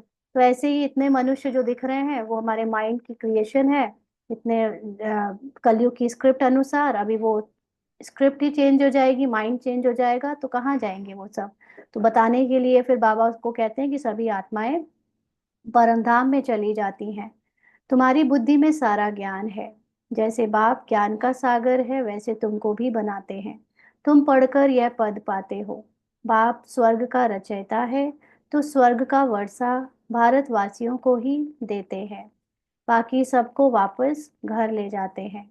तो भारतवासियों का मतलब है जो इनलाइटनमेंट जिनका पार्ट में है, जो जो आत्माभिमानी स्थिति स्थित होने के मुख्य आत्माएं हैं, उनको बाबा ये ज्ञान देकर उसमें स्थित कर देता है, बाकी सबका पार्ट ओवर कर देता है। बाप कहते हैं मैं आया हूँ तुम बच्चों को पढ़ाने, जितना पुरुषार्थ करेंगे उतना पद पाएंगे, जितना श्रीमत पर चलेंगे उतना श्रेष्ठ बनेंगे। सारा मदार पुरुषार्थ पर है। मम्मा बाबा के तख्त नशीन बनना है तो पूरा पूरा फॉलो फादर मदर। तख्त नशीन बनने के लिए उनकी चलन अनुसार चलो, औरों को भी आप समान बनाओ। बाबा अनेक प्रकार की युक्तियां बतलाते हैं। एक बैज पर ही तुम किसी को भी अच्छी रीति बैठ समझाओ। पुरुषोत्तम मास होता है, तो बाबा कह देते चित्र फ्री दे दो। बाबा सौगात देते हैं, पैसे हाथ में आ जाएंगे तो जरूर समझेंगे। बाबा का भी खर्चा होता है ना, तो फिर जल्दी भेज देंगे। घर तो एक ही है ना। इन ट्रांसलाइट के चित्रों की प्रदर्शनी बनेगी तो कितने देखने आएंगे। पुण्य का काम हुआ ना। मनुष्य को कांटे से फूल, पाप आत्मा से पुण्य आत्मा बनाते हैं। इसको विहंग मार्ग कहा जाता है। प्रदर्शनी में स्टॉल लेने से आते बहुत हैं, खर्चा कम होता है। तुम यहाँ आते हो बाप से स्वर्ग की राजाई खरीद करने, तो प्रदर्शनी में भी आएंगे स्वर्ग की राजाई खरीद करने। यह हट्टी है ना। बाप कहते हैं इस ज्ञान से तुमको बहुत सुख मिलेगा, इसीलिए अच्छी रीति पढ़कर पुरुषार्थ करके फुल पास होना चाहिए। यानी अपनी अवस्था जब तक एकदम सतो प्रधान बाप समान ना बन जाए, तब तक पूरा पुरुषार्थ करना चाहिए। बाप ही बैठ अपना और रचना के आदि मध्य अंत का परिचय देते हैं, और कोई दे ना सके। अब बाप द्वारा तुम त्रिकालदर्शी बनते हो, यानी ड्रामा की नॉलेज को जानते हो। बाप कहते हैं मैं जो हूँ जैसा हूँ, मुझे यथार्थ रीति कोई नहीं जानते। तुम्हारे में भी नंबर वार है। ये भी बाबा देखो, बाबा का कोर्स तो सबने किया है, बाबा का बच्चा बनकर तो यहाँ सब बैठे हैं। तब भी बाबा ये क्यों कह रहा है यथार्थ रीति मुझे कोई नहीं जानते, क्योंकि अभी स्वयं को भी आत्मिक रूप में पूरी तरह नहीं जानते। अपने को आत्मिक रूप में समझ के चलते नहीं, तो बाबा को भी जान नहीं पाते ना, तो इसलिए नंबरवार है। अगर यथार्थ रीति जानते तो कभी छोड़ते नहीं, क्योंकि बाबा है नॉलेज, और नॉलेज को कोई नहीं छोड़ेगा। अगर सबको ये पता चल जाए कि इसी नॉलेज से मुझे सोल कॉन्शियस स्थिति बनेगी और उसी से मुझे अपनी दुनिया स्वर्ग बना पाऊंगी मैं, तो कोई नॉलेज क्यों छोड़ेगा। लेकिन हम समझते हैं कि जैसे दूसरी संस्थाओं में कोई बाबा बैठा है फिजिकल रूप में, ऐसे ही यहाँ पर ब्रह्मा बाबा बैठा है फिजिकल रूप में, तो ज्ञान छोड़ देते हैं कि हमें ये वाला बाबा पसंद नहीं आया, हम दूसरे बाबा के पास जा रहे हैं, हम दूसरे गुरु जी के पास जा रहे हैं, हम दूसरे मनुष्य के पास जा रहे हैं। ना, क्योंकि यथार्थ रीति समझा ही नहीं बाबा क्या है। अगर बाबा समझ आ जाए तो कोई नहीं छोड़ेगा। ये है पढ़ाई। भगवान बैठ पढ़ाते हैं, कहते हैं मैं तुम्हारा ओबीडियंट सर्वेंट हूँ। बाप और टीचर दोनों ओबीडियंट सर्वेंट होते हैं ना। राम ब्रह्मा बाबा के द्वारा भी जब तक साकार में पाठ चला, तो बाबा की नॉलेज से ही तो पाठ चला। नॉलेज नहीं होती तो ब्रह्मा बाबा की भी क्या वैल्यू। तो इसलिए हम सब जो भी बाबा के ज्ञान को देने के निमित्त बनते हैं, सबकी वैल्यू ही उस ज्ञान से है। इसलिए अपने को ओबीडियंट सर्वेंट समझना है। ड्रामा में हमारा पार्ट ही ऐसा है। फिर सबको साथ ले जाऊंगा, यानी कहाँ ले जाऊंगा, इस नॉलेज से सबको अपने साइलेंस में स्थित कर दूंगा। क्योंकि फिर उसके बाद तुरंत सतयुगी स्क्रिप्ट बनने बजने का टाइम आ जाएगा। सतयुग का समय शुरू हो जाएगा। तो जितने भी एक्स्ट्रा कैरेक्टर हैं उन सबको एंड करना पड़ेगा। श्रीमत पर चल, पास विद ऑनर होना चाहिए। पढ़ाई तो बहुत सहज है। सबसे बूढ़ा तो यह पढ़ाने वाला है। शिव बाबा कहते हैं मैं बूढ़ा नहीं। आत्मा कभी बूढ़ी नहीं होती। बाकी पत्थर बुद्धि बनती है। क्यों? क्योंकि आत्मा के अंदर ही मन, बुद्धि और संस्कार है। तो आत्मा का मन और बुद्धि ये अफेक्टेड होता है अलग अलग स्टेजेस से, सतो रजो तमो, और उसी के अनुसार संस्कार बनते हैं। तो बुद्धि पहले जजमेंटल, जो उसकी कैपेसिटी है वो पत्थर बुद्धि हो जाती है। वो जज नहीं कर पाती सही और गलत को, इसलिए फिर मन भी वैसे ही बनता है और फिर संस्कार वैसे ही हो जाते हैं। तो इसलिए शुरुआत होती है आत्मा के अंदर पत्थर बुद्धि से। मेरे तो है ही पारस बुद्धि। किसकी? शिव बाबा की, भगवान की। तब तो तुमको पारस बुद्धि बनाने आता हूँ। कल्प कल्प आता हूँ, यानी बाबा तो हमेशा देखता ही सबकी आत्मा के सतो प्रधान को है, ना कि कैरेक्टर को देखता है। तो वो हमको इस नॉलेज से फिर वैसा बनना सिखाता है। अनगिनत बार तुमको पढ़ाता हूँ फिर भी भूल जाएंगे। सतयुग में इस ज्ञान की दरकार ही नहीं रहती। कितना अच्छी रीति बाप समझाते हैं। ऐसे बाप को फिर फारकती दे देते हैं। इसीलिए कहा जाता है महान मूर्ख देखना हो तो यहाँ देखो। ऐसा बाप जिससे स्वर्ग का वर्षा मिलता है, माना आपकी पूरी जीवन स्वर्ग बन जाती है। उसकी जो नॉलेज मिल रही है, ऐसे बाप को छोड़ देते हैं। बाप कहते हैं तो मेरी मत पर चलेंगे तो अमर लोक में विश्व के महाराजा महारानी बनेंगे। ये है मृत्यु लोक। माना जब आत्माभिमानी बन जाएंगे तो अमर हो जाएंगे। और अमरता में हमारे लिए जो फिजिकल वर्ल्ड है वो भी बहुत एक तरह से कोई लिमिटेड वर्ल्ड नहीं है जैसे अभी है ना। उसके महाराजा महारानी बनने का मतलब ऐसे थोड़ी कि सबको वो फिजिकल रोल मिलेगा, लेकिन वहां पे आत्मा राजा हो जाएगी, महान राजा। इसलिए महाराजा महारानी बनेंगे। ये है मृत्यु लोक। बच्चे जानते हैं हम सो पूज्य देवी देवता थे। अभी हम क्या बन गए हैं, पतित भिखारी। अब फिर हम सो प्रिंस बनने वाले हैं। सबका एक रस पुरुषार्थ तो हो ना सके। कोई टूट पड़ते हैं, कोई ट्रेटर बन पड़ते हैं। ऐसे ट्रेटर्स भी बहुत हैं। उनसे बात भी नहीं करनी चाहिए। ट्रेटर का मतलब बाबा के ज्ञान में ही रहते हैं, अपने को बीके ही कहते हैं, बाबा की सारी पालना लेते हैं, लेकिन फिर भी अंदर से देह अभिमान नहीं छोड़ते। कौरव के, यादवों की टीम के ही बने रहते हैं ना, उल्टा उल्टा ही करते रहते हैं। उनको ट्रेटर कहेंगे। तो ऐसे जो भी हैं उनसे बात भी नहीं करनी चाहिए। सिवाय ज्ञान की बातों के और कोई पूछे तो समझो शैतानी है ना। बाबा के बच्चे भी आपस में मिलते बहुत हैं। संगठन कंबाइन होने का एक रहता है, लेकिन अगर बातें कहीं और की हो रही हैं, देहभान की हो रही हैं, उल्टी सीधी कोई ज्ञान से गिराने की हो रही है, तो समझो उनके साथ नहीं बैठना है। संग तारे कुसंग बोरे। जो ज्ञान में होशियार बाबा के दिल पर चढ़े हुए हैं, उनका संग करो। वह तुमको ज्ञान की मीठी मीठी बातें सुनाएंगे। अच्छा, मीठे मीठे सिक्की लदे सर्विसेबल वफादार फरमान बरदार बच्चों को माता पिता बाप दादा का याद प्यार और गुड मॉर्निंग। रूहानी बाप की रूहानी बच्चों को नमस्ते। हम रूहानी बच्चों की रूहानी बाप दादा को याद प्यार, गुड मॉर्निंग और नमस्ते बाबा, शुक्रिया, थैंक यू बाबा। धारणा के लिए मुख्य सार। पहला पॉइंट, जो देह रहित विचित्र है उस बाप से मोहब्बत रखनी है। माना हमें प्रीत किससे लगानी है, हमें हमारी कॉन्शियसनेस किससे मैच करनी है?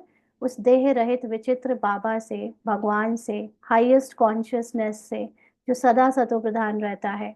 किसी देहधारी के नाम रूप में बुद्धि नहीं फंसानी है। माना कोई भी कैरेक्टर के बारे में आप कुछ भी देखो, सुनो या फील करो, उसमें नहीं फंसना। अपने माइंड से, अपने फीलिंग इमोशन से और कैरेक्टर के एक्शन से सबसे डिटैच रहना, बुद्धि को सिर्फ और सिर्फ बाप समान रखना। माना बाबा जिस दृष्टि से संसार को देखता है उसी दृष्टि से सबको देखना, उसके सत्य से देखना। माया का थप्पड़ ना लगे, यह संभाल करनी है। जो ज्ञान की बातों के सिवाय दूसरा कुछ भी सुनाए, उसका संग नहीं करना है। अंडरलाइन। कहीं भी किसी भी संगठन में जाते हो, अगर वहां पर आत्मा का ज्ञान, अपने पुरुषार्थ का ज्ञान की बातें नहीं होती हैं, उनके साथ बैठकर समय बर्बाद नहीं करना है। फूल पास होने का पुरुषार्थ करना है, कांटों को फूल बनाने की सेवा करनी है। तो पूरी तरह सोल कॉन्शियस होने के लिए हमको अनेक लोगों के साथ अगर मिलना जुलना भी पड़ता है, तो उनकी आत्मा को देखने का पुरुषार्थ करना है। और जितना हो सके, वो जितना नेगेटिव कैरेक्टर हो, चाहे कैसा भी कैरेक्टर हो, कांटों वाला, लेकिन मुझे उसकी आत्मा को देखकर उसे फूल बनाने की सेवा करनी है। आज का वरदान है, एक बाप दूसरा ना कोई, इस स्मृति से बंधन मुक्त योग युक्त भव। एक बाप दूसरा ना कोई, इस स्मृति से बंधन मुक्त योग युक्त भव। अब घर जाने का समय है, इसलिए बंधन मुक्त और योग युक्त बनो। माना भले ही कैरेक्टर में आपको गृहस्थी का एक जिम्मेदारी का पार्ट मिला है, चाहे सेंटर का मिला है, चाहे जॉब का मिला है, चाहे जो भी जिम्मे मिला है, लेकिन आपके अंदर स्मृति हमेशा किसकी हो? अपने हाईएस्ट कॉन्शियसनेस बाबा की हो। तो वो अगर रहती है तो आपको कोई भी फिजिकल कैरेक्टर का कोई बंधन सता नहीं सकता। आप हमेशा योग युक्त रहोगे। तो बंधन मुक्त अर्थात लूज ड्रेस, टाइट नहीं। माना किसी भी स्वभाव से, संस्कार से, कोई एक्शन से, कोई जीवन की पर्टिकुलर लाइफ स्टाइल से लगाव नहीं। जब जो लाइफ में ड्रामा आपको दे, उसको एज इट इज स्वीकार कर लेना। चाहे वो कोई भी लाइफ स्टाइल दे, चाहे वो किसी भी तरह के लोगों का साथ दे, चाहे कोई भी जगह दे, कोई भी, चाहे आपका संस्कारों का अटैक दे या दूसरों के संस्कारों का सामना करने को दे, चाहे कोई भी संकल्प दे, हमेशा लूज, किसी को भी नहीं पहनना है। सिर्फ और सिर्फ अपने को बाबा के समान समझकर उसको, उससे डिटैच रहना है। टाइट नहीं रहना है कि उतार ना सको, बदल ना सको अपने आप को। तो ऑर्डर मिला और सेकंड में गया। कहाँ गया? अपनी मूल स्थिति में स्थित हुए। ऐसे बंधन मुक्त योग युक्त स्थिति का वरदान प्राप्त करने के लिए सदा यह वादा स्मृति में रहे कि एक बाप दूसरा ना कोई। क्योंकि घर जाने के लिए व सतयुगी राज्य में आने के लिए इस पुराने शरीर को छोड़ना पड़ेगा। तो शरीर का मतलब सिर्फ बॉडी नहीं, लेकिन शरीर के साथ संकल्प, संस्कार और पुराने कर्मों का जो भी हमें कर्तापन का भान है, वो सब छोड़ना पड़ेगा। तो चेक करो, ऐसे एवर रेडी बने हैं या अभी तक कुछ रस्सियां बंधी हुई हैं? अभी तक कर्तापन का भाव है या पुराना स्वभाव संस्कार से अपना लगाव, अटैचमेंट है कि मैं ये हूं या मेरा स्वभाव ऐसा है, ऐसी पहचान तो नहीं है? यह पुराना चोला टाइट तो नहीं है? स्लोगन है, व्यर्थ संकल्प रूपी एक्स्ट्रा भोजन नहीं करो, तो मोटेपन की बीमारियों से बच जाएंगे। तो शरीर के मोटापे के लिए जैसे ऊपर का भोजन छोड़ते हैं, शरीर का भोजन छोड़ते हैं, ऐसे ही यहाँ पर मोटेपन की बीमारी का मतलब जिनको सूक्ष्म ज्ञान समझ में नहीं आ रहा है, जिनको स्थूलता, स्थूल धारणाएं, स्थूल नियम ही भारी करती रहती हैं, तो उनको व्यर्थ संकल्पों का, कि मैं ये नहीं कर सकती, मैं ऐसी नहीं हूँ, मुझे समझ नहीं आ रहा, मुझे ये कुछ भी, जो भी कमजोरी के संकल्प हैं, जो कैरेक्टर में ड्रामा आपसे करवा रहा है और उसको सोचकर आप भारी होते हो और उसके कारण सूक्ष्मता में नहीं जा पाते हो, अगर उससे बचना है, उस मोटापे से, उस मोटेपन के ज्ञान की बीमारी से, तो अपने को फालतू के थॉट्स से, जो कि कमजोरी के थॉट्स हैं, उनका भोजन देना बंद करो। माना उन, अगर ऐसे थॉट्स आ रहे हैं तो उनको अपने मन से निकाल कर, उनसे ध्यान हटाकर अपने सत्य आत्मा की ज्ञान की स्मृति में लगा दो। आज के अव्यक्त इशारे हैं, बाप को सबसे बढ़िया चीज लगती है सच्चाई। इसीलिए भक्ति में भी कहते हैं गॉड इज ट्रुथ। सबसे प्यारी चीज सच्चाई है, क्योंकि जिसमें सच्चाई होती है उसमें सफाई रहती है, वह क्लीन और क्लियर रहता है। तो सच्चाई की विशेषता कभी नहीं छोड़ना। सत्यता की शक्ति एक लिफ्ट का काम करती है। तो कैरेक्टर में भी जैसे हम लोग समझते हैं कि जो सच्चे होते हैं वो भगवान को प्यारे लगते हैं ना, तो वैसे कैरेक्टर तो फिक्स्ड होता है ड्रामा अनुसार, लेकिन फिर भी अब जब बाबा के बच्चे बन गए हैं तो हम अपने कैरेक्टर से भी सच्चाई रखें, बाबा को सब कुछ सच सच बताएं। लेकिन सच सच बताने का मतलब ये नहीं होता कि कैरेक्टर में मैंने झूठ बोला कि सच बोला। सच सच बताने का मतलब ये होता है कि आप अपने आत्मा के सत्य को सच मानते हो या कैरेक्टर के द्वारा किए गए रोल को सच मानते हो। For example as a mother, अगर बच्चा कोई गलत चीज को उठा रहा है और मुझे उसे रोकना है तो मुझे कुछ बहाना बनाना पड़ सकता है, झूठ बोलना पड़ सकता है।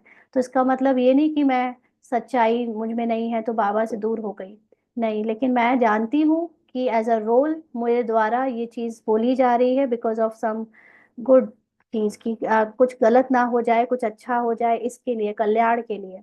लेकिन मैं बाबा को बताती हूँ कि मेरा सत्य क्या है, उसका सत्य क्या है। तो मुझे मेरा, यानी मुझे आत्मा का सत्य और उस आत्मा का सत्य जो दिखता है, बाबा को रोल से डिटैच होकर वो सत्य बताना बाबा को अच्छा लगता है। ना कि ऐसे कि बाबा मैं माँ हूँ, मैंने झूठ बोल दिया और मैंने बहुत बड़ा पाप किया, मुझे माफ कर दो। हाँ, तो ये है पहली बात झूठ कि आप माँ हो। आप माँ नहीं हो, आप आत्मा हो। कैरेक्टर में माँ का रोल जो था एक कल्याण का करना था, उसे बच्चे को बचाना था, तो ड्रामा अनुसार उसने वहां पर कुछ बात को पलटा, झूठ बोला। लेकिन आपको पता होना चाहिए आप माँ नहीं हो, आप आत्मा हो। बाबा को ये सच्चाई पसंद है कि अपने सच की बात बोलो, ना कि एक्टिंग की बात को एक्टिंग का स्वरूप बनकर बोलो और फिर सॉरी बोलो। ना, तो ये सबसे बढ़िया चीज है कि अपनी आत्मा में स्थित होकर फिर कैरेक्टर की बातें जरूर बाबा से शेयर करें, लेकिन ये ना समझें कि वो कैरेक्टर आप हो और आपने किया। ऐसी सत्यता की शक्ति एक लिफ्ट का काम करती है, यानी आपको सोल कॉन्शियस बहुत फास्ट बना देती है। अच्छा, ओम शांति। हाँ जी, आज की मुरली के पॉइंट सुनाएंगे।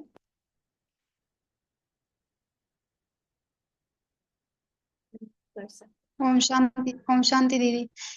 दीदी आज बाबा ने कहा है कि जो मतलब देवान की बातें करते हैं ज्ञान के सिवाय और कुछ भी, तो बाबा ने कहा ऐसे बच्चों का संग नहीं करना है जिससे हमारा देहाभिमान बढ़े। इसलिए बाबा ने कहा संग तारे और कुसंग भूरे। अच्छा, एक बात बताओ, ये सारे लोग बाहर है या हमारे अंदर है? हमारे अंदर। तो जो थॉट्स हमारे अंदर ऐसे आते हैं कि जो आत्मा के नहीं है, हाँ उन थॉट्स के साथ हमको संग नहीं करना है। अभी जी। समझ आया ना? हाँ फिजिकली सिर्फ संग की बात नहीं है, फिजिकल ड्रामा अनुसार तो हो सकता है कि आपको बैठाल दिया जाए 20 लोगों के साथ जो बिल्कुल देह भान की बातें कर रहे हैं, लेकिन आपके थॉट्स में देह भान की बातें नहीं होनी चाहिए। आपके थॉट्स में अगर देह भान की बातें आ रही हैं तो उनका संग नहीं करो, उनसे ध्यान हटाकर आत्मा के ज्ञान का संग कर लो। ज्ञान की बातें सोचो या ज्ञान की बातें पढ़ो और थॉट्स हमेशा ज्ञान के चले या सत्य के चले ना। तो ये जी। सूक्ष्म पुरुषार्थ में अपने अंदर करना है, बाहर का संग और बाहर का कुसंग से तो हम नहीं बच सकेंगे अगर ड्रामा में होगा तो। लेकिन अंदर का जी संग नहीं करना है। सही जी। हाँ जी, और बताए। ओम शांति ओम दीदी। शांति।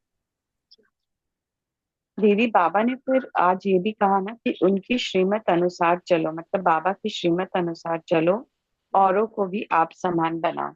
तो दीदी जो अभी आपने कहा कि जो थॉट्स हमारे अंदर चल रहे हैं उनको बाबा के समान के थॉट्स बनाओ, राइट?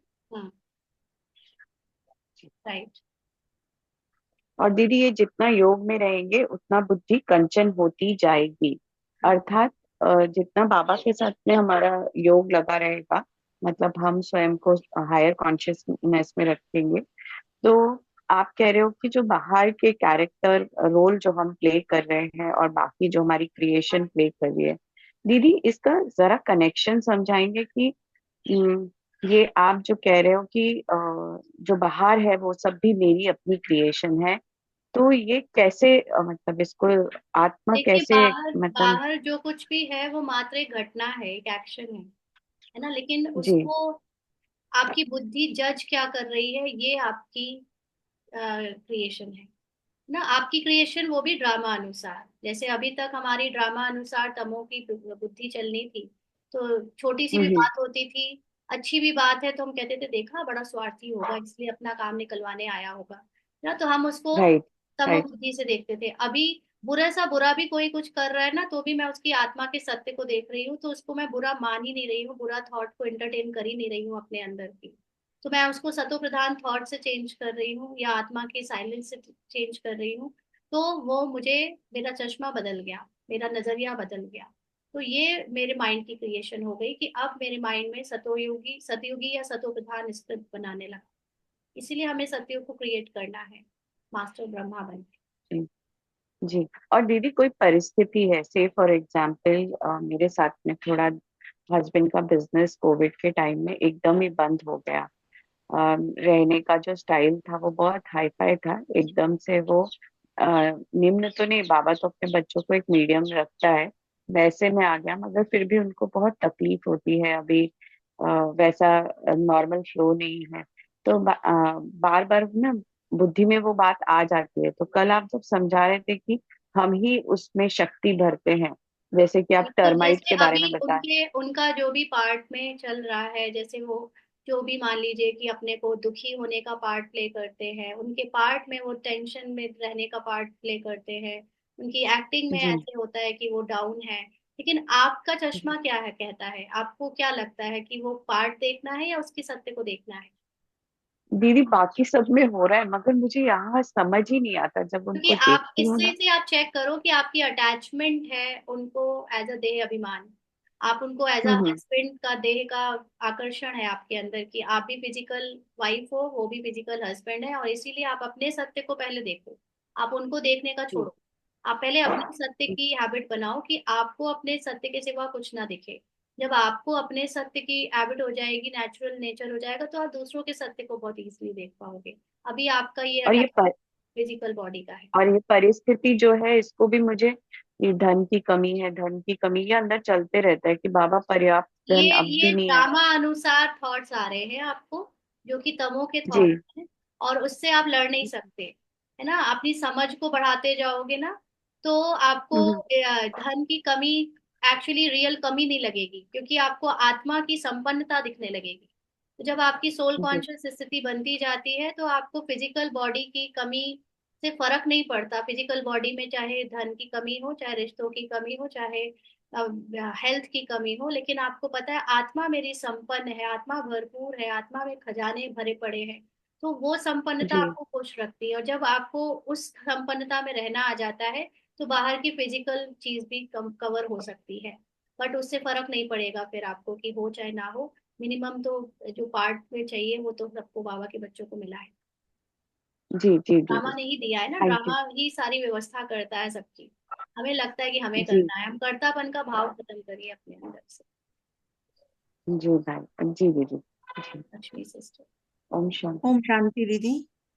आज बाबा ने बोला है कि हमको अजामिल जैसे पापियों को भी यानी उनकी सतो प्रधान स्थिति में देखना है, और योग युक्त रहकर अपनी बुद्धि को कंचन बनाना है, यानी बाप समान रहेंगे तो यानी ऐसे लोगों को हम उनकी वास्तविक स्थिति में देख सकेंगे। ओम शांति दीदी। जी। और कौन सुनाए? ओम शांति दीदी। आज बाबा ने कहा जितना हम ज्ञान रत्न की यहाँ पर झोली भरेंगे उतना हमें वहाँ सत्युग में थालियों भर भर के हीरे रत्न मिलेंगे। क्या और किसी को? हम सब नॉन वायलेंस अननोन वॉरियर गुप्त पुरुषार्थी हैं। व्यर्थ व्यर्थ संकल्प रूपी एक्स्ट्रा भोजन नहीं करो तो मोटापे की बीमारी से बच जाएंगे। तो शरीर के मोटापे की बीमारी नहीं, लेकिन आपके मोटी बुद्धि की बीमारी से बच जाएंगे। तो वो कंप्लेन करते हैं ना, बहुत मोटी बुद्धि है, कुछ समझ ही नहीं आ रहा सूक्ष्म ज्ञान। तो उसमें आपके अंदर जो ये व्यर्थ का संकल्प है कि मुझे समझ नहीं आ रहा, मुझे समझ नहीं आ रहा, मुझे ऐसे ही जो भी थॉट्स आप नेगेटिव या कमजोर क्रिएट करते हो, उसको, वो भोजन नहीं करो, मतलब आप उसको इंटरटेन नहीं करो, उसको अपने अंदर आने नहीं दो। ऐसे कमजोर संकल्पों को, तो मोटी बुद्धि का की जो बीमारी है वो खत्म हो जाएगी, सूक्ष्म बुद्धि हो जाएगी। हाँ जी रीना सिस्टर। ओम शांति देवी। जैसे कि बाबा कहते हैं ना, सोने के महल होंगे सतयुग में, तो बार बार ये बुद्धि चलती थी, आत्मा का मन चलता था कैसे होंगे कैसे होंगे, तो वो आज थोड़ी सी टचिंग हो गई है। जैसे ड्रामा बाबा बोलते हैं, और सारा ड्रामा सृष्टि का यही रचते हैं, 3 डायमेंशनल फॉर्म के अंदर। तो जैसे जैसे ड्रामा की रील रोल होती रहेगी, क्योंकि रिकॉर्डिंग है अपने आप ही बैकग्राउंड के अंदर, जैसे मच्छर आते हैं या सीजन आता है या डे एंड नाइट, कोई बना तो रहा नहीं, ऑटोमेटिक ही आ रहे हैं ना। तो वो अपने आप ही जब ड्रामा में आना होगा बैकग्राउंड के अंदर, वो प्ले के अंदर आ जाएगा। और हमारे को तो बस अपने संकल्पों पे ध्यान रखना, सत्व प्रधान बुद्धि बनानी है, और हम उसको वैसे प्ले करते रहेंगे। ओम हमको शांति। अपने साइलेंस की स्थिति याद रखनी है, हाँ कैरेक्टर्स जी। अपने को न्यारे करते रहेंगे, और अपने आप हाँ स्क्रिप्ट अनुसार हमारे थॉट्स सतो प्रधान होने भी शुरू हो जाएंगे। जी अभी जी। जिनको समझ में नहीं आ रहा है, उनकी स्क्रिप्ट में भी यही चल रहा नहीं आ रहा है, तो अभी ये इस स्क्रिप्ट को थोड़ा स्टॉप करो ड्रामा अनुसार, तो आपकी स्क्रिप्ट में भी समझ में आने वाला पार्ट भी शुरू हो जाएगा।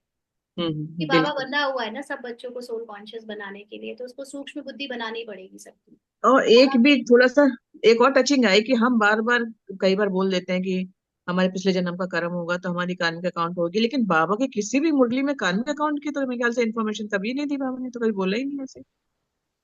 थोड़ा बहुत कहीं कहीं है, बट वो मोटी बुद्धि वाले समझकर उसको उस तरह से लेंगे कि हम लोग भी जैसे अभी तक लेते थे कि पिछले हाँ जन्म जी हाँ जी। का फल तो है। वही मैं सोची थी, ये आया कहाँ से इतनी मुरलियां, उसके बाद ध्यान से पढ़िए, कहीं भी बाबा ने ऐसा नहीं बोला, हमेशा यही बोला है कि नहीं बच्चे, तुम अपनी स्थिति ऐसे बनाओ ऐसे बनाओ ऐसे बनाओ, कभी नहीं बोला कि पुराना तुम्हारा कोई पनिशमेंट है जिससे तुम्हें मिल रहा है। राइट, अव्यक्त मूल्यों में बाबा ने ये तक भी बोला है कि किसी को ये नहीं कहो कि तुम्हारा कर्मों का फल है तो तुम्हें तो भोगना ही पड़ेगा। हाँ, ये भी नहीं अव्यक्त बोला कभी। में ये वो बोला है गिल्ट आपकी। गिल्टी में तो जाने के लिए हमेशा ही मना कर देते हैं ना बाबा तो। श्रद्धा दीदी। ओम शांति। बाबा कहते हैं कि आपको कैरेक्टर में जो भी पार्ट मिला है तो उसको आप योग युक्त होकर के उसको पार्ट को बजाओ, और किसी के से, लेकिन किसी से लगाव मत रखो। पार्ट बजाते रहो लेकिन लगाव से दूर रहो, मतलब उससे कुछ आप नहीं लगो एक। और मन में हमेशा ये रहे कि एक बाप दूसरा कोई नहीं है, सिर्फ बाबा पे ध्यान रहे, बाकी आप अपना काम करते रहो, पार्ट बजाते रहो। हम्म, ठीक है, और किसी को सुनाना है फिर बाबा को याद करो या कुछ पूछना है। बाबा को याद करो।